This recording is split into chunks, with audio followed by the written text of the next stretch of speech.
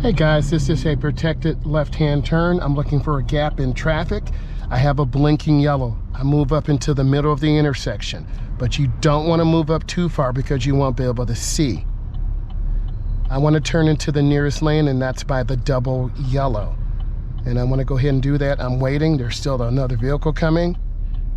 Here's my yellow, my green, and then I turn into the nearest lane.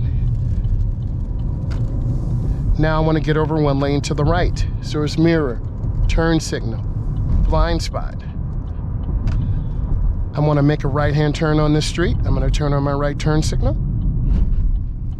I'm squeezing my brakes, and then I'm going to turn hand over hand into the turn, and I'm going to turn hand over hand out. Let's talk for a moment about the different ways to turn. There's hand over hand. There's hand to hand. There's palming the wheel, but you will lose control. There's an underhand where you'll throw the wheel and overturn.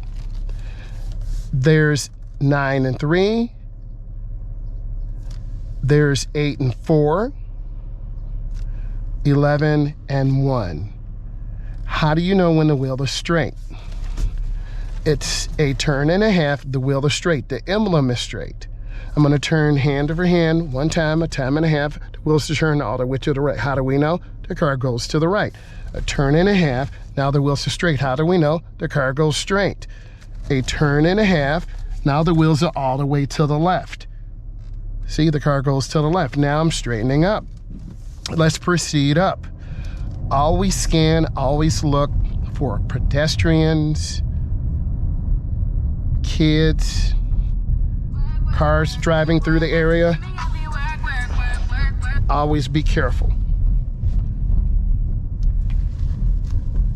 You want to have a full, complete stop. I hope this brought you value. Give it a thumbs up, leave comments.